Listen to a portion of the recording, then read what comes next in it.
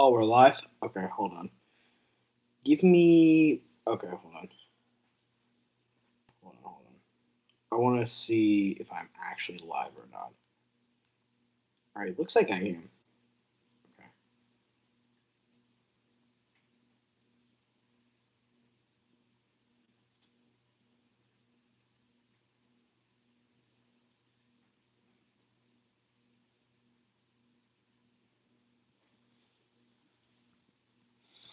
Okay. Okay. We have one viewer, so that's good. Um, we'll get into everything in a second. Okay. Um,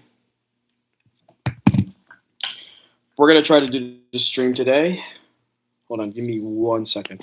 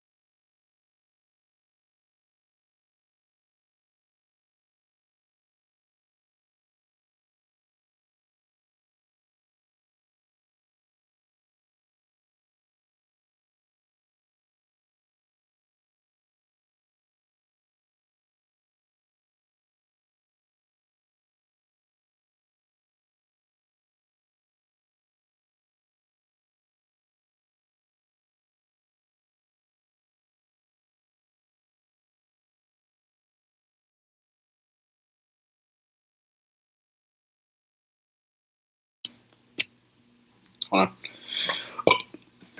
Excuse me. Hold on, I'm gonna turn on some more light. There we go. Okay. All right, we got some light in here.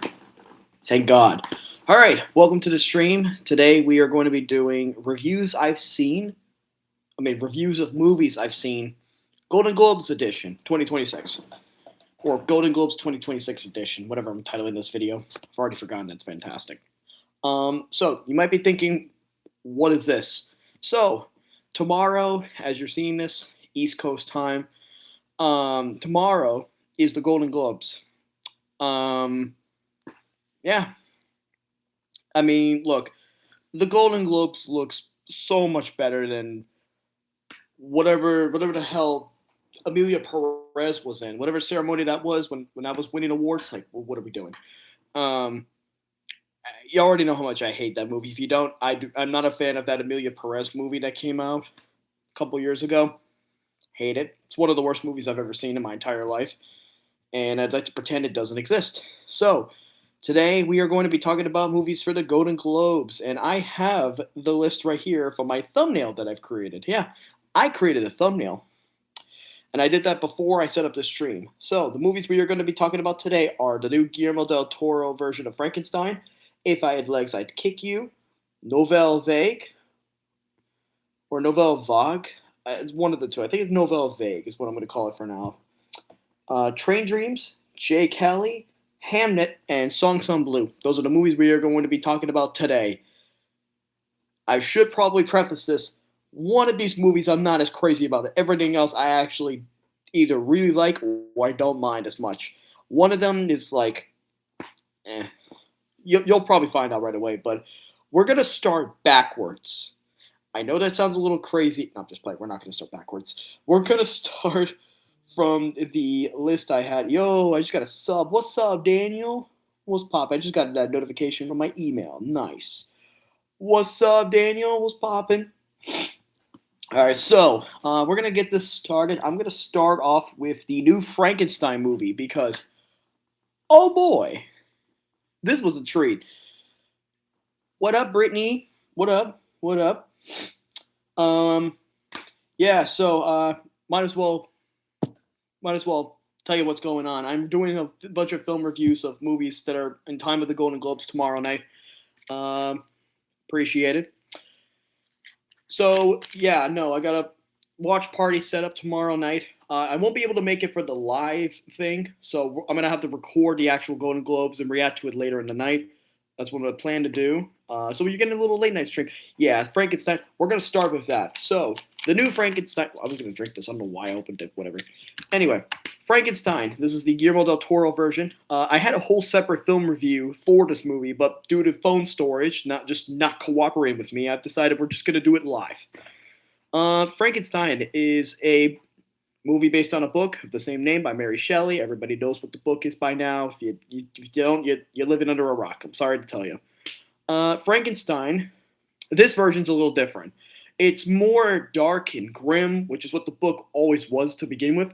So this movie pays a little bit of homage to it. Guillermo del Toro has his own little dark, twisted version of it.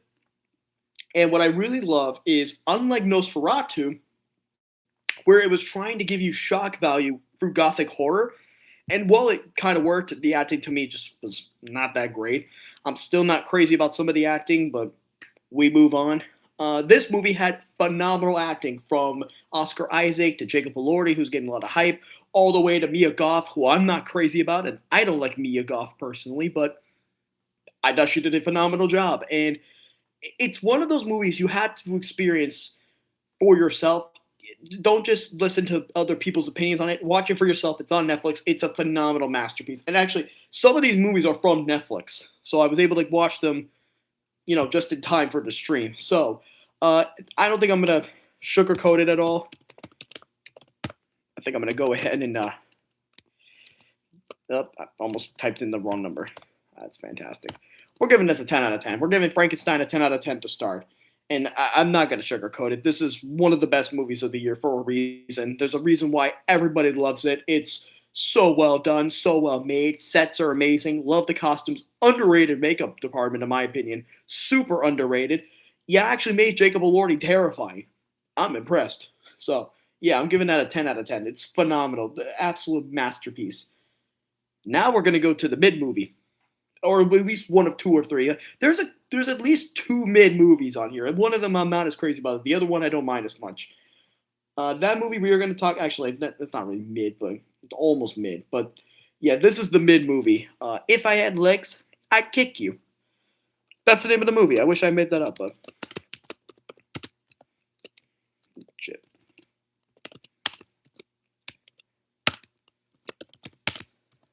Oops. So, before I give you the score to this movie, I'd like to mention that this was a painful, painful watch. I enjoyed Nosferatu, it really surprised me. Frankenstein, you spelled it wrong, but whatever, I'm going to let it slide. Takes the cake though, no question. Yeah, so this movie I'm going to talk about is a trip. If I Had Legs, I'd Kick You is about a lady who's going insane. She's taking care of her daughter who has a feeding disorder, and she basically just loses her sanity. Her husband is a sailor. He's a captain on a boat. He's on a business trip. By business trip, I mean like he's out in the ocean doing God knows what. And you'll hear about him in a second because I actually do think he's super underrated in this movie. But this lady, played by Rose Byrne, she's a mom. She's basically a stay-at-home, do-everything kind of mom. She's going crazy, and like this whole movie is like her whole mental breakdown in a nutshell. It is a painful, painful watch. Not in a bad way, but you're getting like a different perspective from like the everyday human life. And this was just a trip. A$AP Rocky was super underrated in this film. I thought he did a really good job in the supporting role. the captain, the husband that I mentioned. He's played by Christian Slater. I thought he was hysterical just for the 10 or so minutes of the film he was in. I thought he was super funny. Yeah, actually, maybe like 20, but whatever. But this movie was unfortunately not the best well written movie. A lot of people are overrating it a little bit. I don't think it's as good as you think it is. While Rose Byrne does a great job, does she deserve the hype? Yes and no. Her acting in some scenes are good. For example, there are scenes of her just literally like wanting to literally break down a wall. There's literally scenes where she's going crazy, and I think they're phenomenal. She's yelling at this valet parking guy. Spoiler, by the way, for all the movies I'm talking about. I apologize in advance, but spoilers. Yeah, there's this scene where this valet parking guy is like, "Hey, you can't park at the fire lane of the hospital," and she's just like, "Ah, shut up!" Like she's going crazy, like she's about to punch this dude in the face, and I was waiting for it. Didn't happen, but you know she wants to, and she's just losing her mind. And you also get these scenes of like her inner brain, like it's like a little hole. It looks cool, but for a movie like this, I don't think you need it. It's a little much. That's just me personally. I also think that this could have been made like 5 years ago when quarantine was going on, and then this would have been the perfect movie for that. The perfect movie. But that's just me. But I didn't mind it. It's just not great, and I'm gonna give this like a 6 out of 10. Like it's okay. Like it's a decent film. It's not like the greatest thing ever. I don't know why we're hyping it up a little bit much in the best picture category in other award ceremonies that I unfortunately am not going to be able to cover. But if this was like a best picture nominee, I want to talk to somebody about that because what are we doing? No, it's not. It's like not a bad movie, just not a great movie. It's kind of like the in the middle. I could have given it a 5, but I thought the lead acting was actually not bad. I actually did enjoy Rose Byrne. Does she deserve the hype? Of course. Does she deserve to win? Absolutely not. We'll get to that later. Nouvelle Vague or Nouvelle Vague. That's the next one we're gonna do. Now, I'd like to clarify before I talk about this movie. I didn't know anything about this movie. I knew nothing. I knew absolutely nothing. Now, I am all for the making of a film.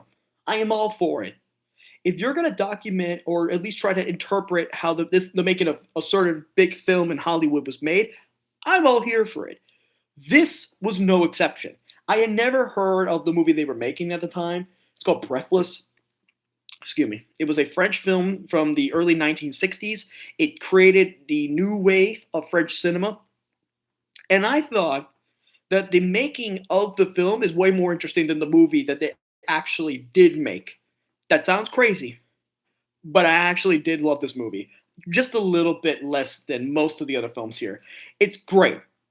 I think that the parts that I loved wasn't just from Zoe Dutch or the other leads. The guy actually making the movie, who's the director, but he was also a film critic. I thought his acting is phenomenal. But I think the camera work in this is super underappreciated. The editing in this is super underappreciated. The fact that it's all in black and white is very much adored. I love that. And I think that this is like an awards contender in technical categories, just not in acting. But I do think this could be an international film contender. I think this could be a big contender in screenwriting. The writing in this is super underrated. I think it's a solid film. I think you can get through this and be like, wow, that was very interesting. So yeah, I did actually enjoy this. And I'm going to give it like an 8 out of 10. I thought, I've never seen a film like this before. So we need more movies like this. Like we need more movies like Novella Vague. Like I really enjoyed that movie. So yeah, I'll give it an 8 out of 10. Next we have here Train Dreams. Well, this was a rough one. This was another rough watch. Unlike If I Had Legs, I'd Kick You, Train Dreams was a sort of a sentimental film. It's a drama about a railroad worker in the 1900s in the Pacific Northwest. It's about him and his family. Unfortunately, he loses his wife and his child in a fire, and he has to kind of just rebuild his life. It is a sad and unforgettable watch. When you get through this movie, you're going to be like, oh my God. It is just unbelievable. The cinematography, chef's kiss. Oh my God. That camera work in Train Dreams is phenomenal. They were not kidding when the Critics' Choice Awards happened, it won at that ceremony. I didn't think about it at the time. After watching this movie, I now understand why. Oh my god, it is breathtaking. Holy crap. You have to check this out if you haven't already. I think Joel Edgerton does a good job in the acting category. He may not get nominated, but if he does, I'd be happy for him because he kind of deserves it. His acting in this is just super underappreciated.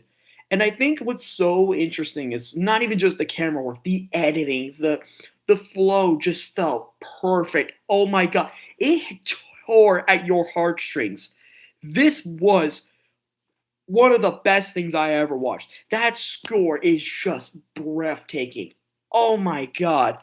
Yeah, this was a phenomenal watch. The only reason why I'm going to give a rating of what I'm about to give is because of that theme song.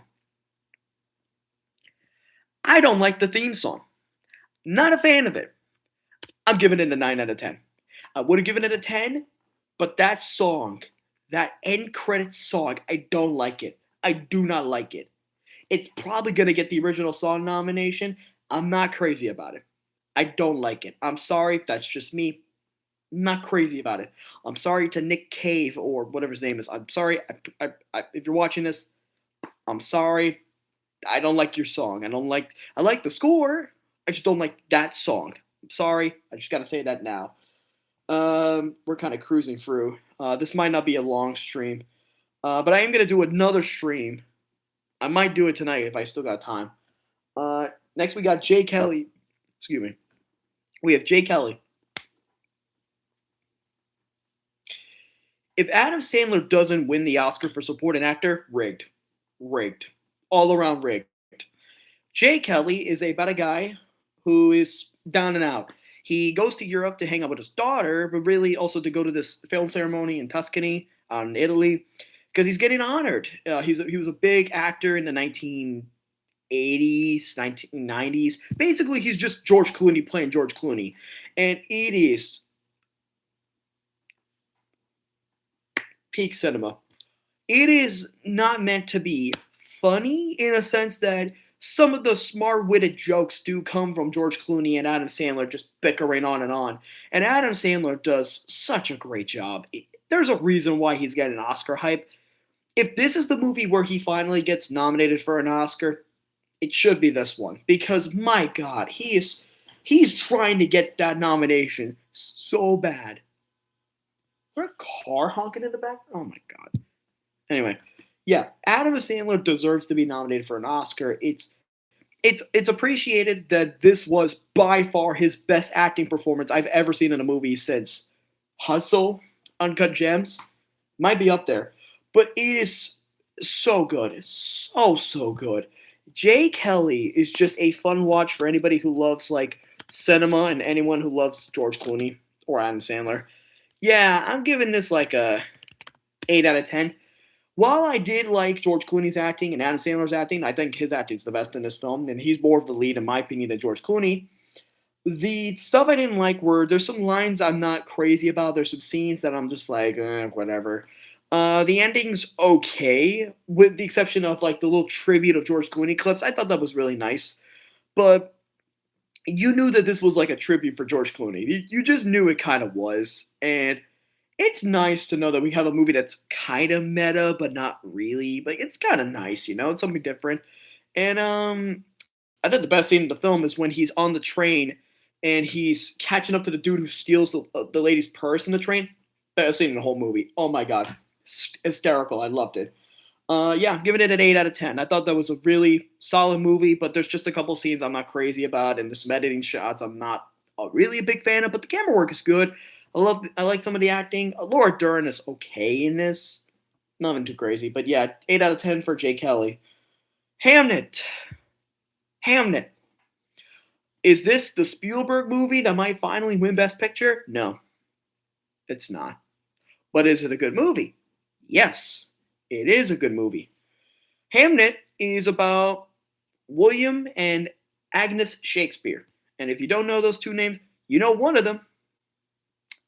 You know one of them. He's an author. He's a playwright. He's a poet. He's written so many plays. Breathtaking. Now, For anyone, is even a poet? Actually, I didn't even think about that. Is he a poet? I feel like he's written a poem. He has to have. Anyway, William Shakespeare. You probably know him by name. Everybody knows who he is. If you don't, you're living under a rock. This movie is about his son Hamnet and basically his children. William and his wife Agnes. I think she goes by a different name in this movie. I completely forgot. To be honest, I was kind of paying attention to Paul Mescal's acting because oh my god, underrated.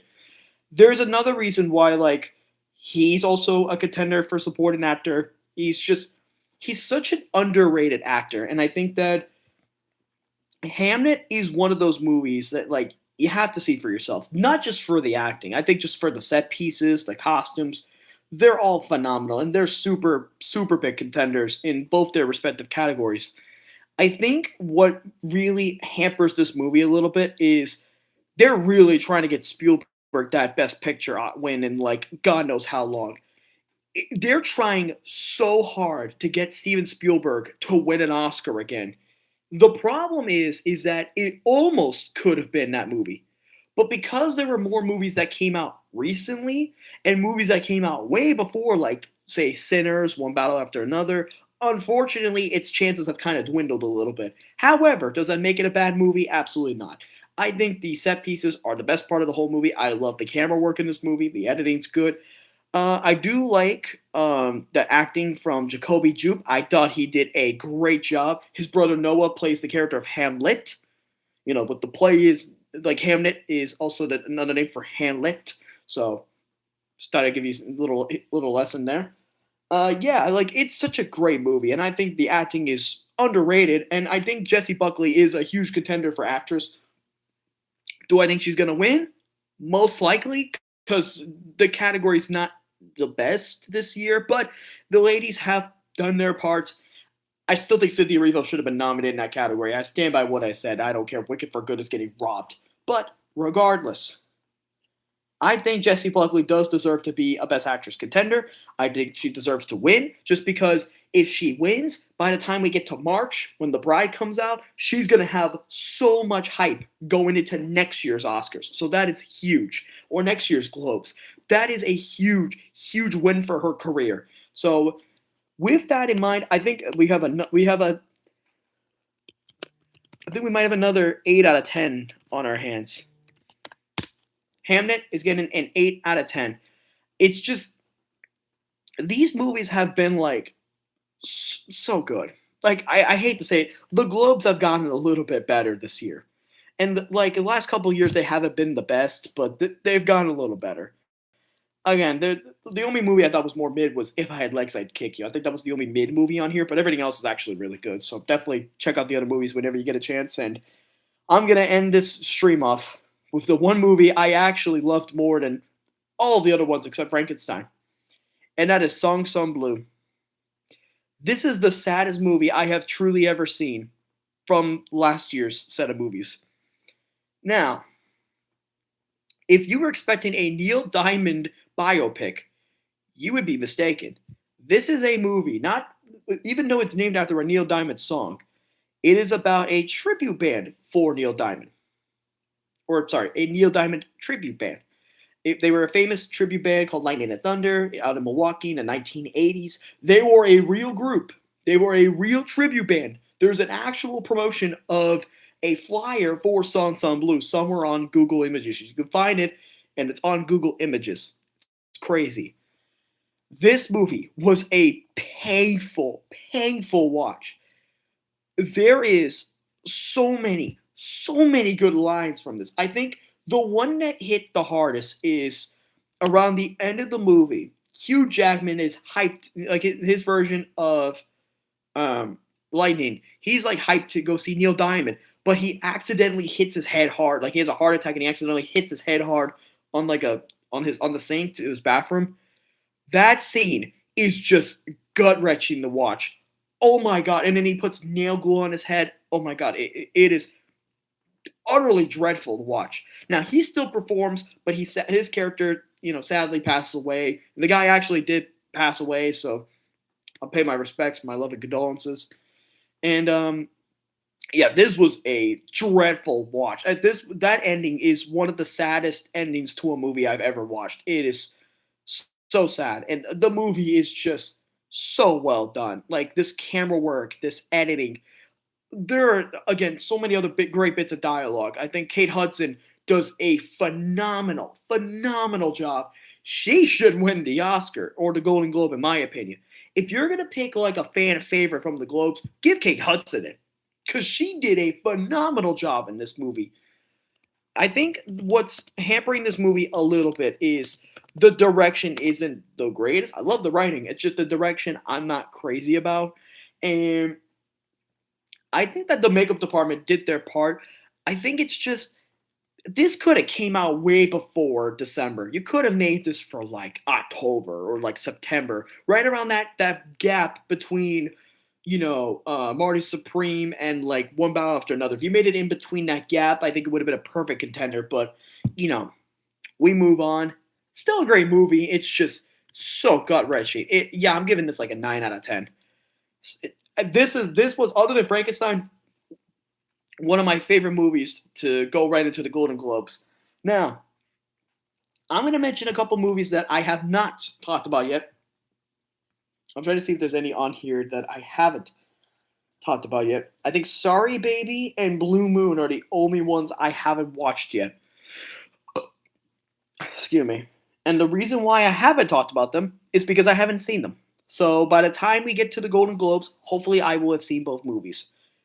More likely than not, I don't know if I'm going to be able to talk about them. But Frankenstein, I gave it a 10 out of 10. If I Had Legs, I'd Kick You, I gave it a 6 out of 10. Nouvelle Vague, I gave it 8 out of 10. Train Dreams, 9 out of 10. Jay Kelly, 8 out of 10. Hamnet, 8 out of 10. Song Song Blue, 9 out of 10.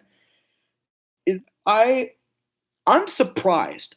I'm just surprised that the movies have gotten a little bit better. Again, I don't know about Blue Moon because I haven't seen that, or Sorry Babies. I got to see both movies for myself. If there's any movies you want me to talk about, let me know in the chat. I might do my SAG predictions. I think I might do that tonight because this isn't probably the only stream you're gonna get. If it is, then whatever. But I think I might do a second stream because I have another thumbnail for the SAG Awards because that is also coming up, but that's not till February. So I might not do it tonight. I might. I don't know yet. Yeah. Thank you guys for joining the stream. Yeah, this wasn't as crazy as I thought. I kind of just breezed by everything, but these are the movies I was able to watch before the Globes. Again, I gotta watch Blue Moon and Sorry Baby, unless there is one other movie I'm missing. So I'm gonna check that real quick.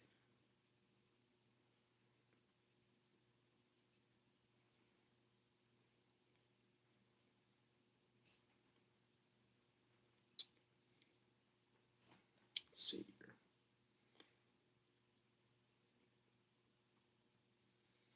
Let's see, Blue Moon. Oh, No Other Choice. I didn't watch that one.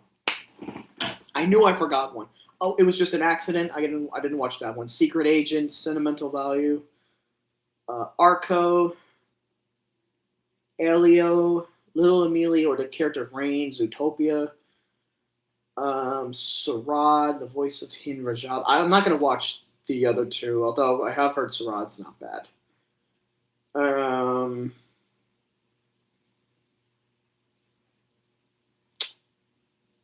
I think I'm gonna have to watch Zootopia. I might have to watch that. I guess it must be a good movie. I don't know. It was just an accident. Um,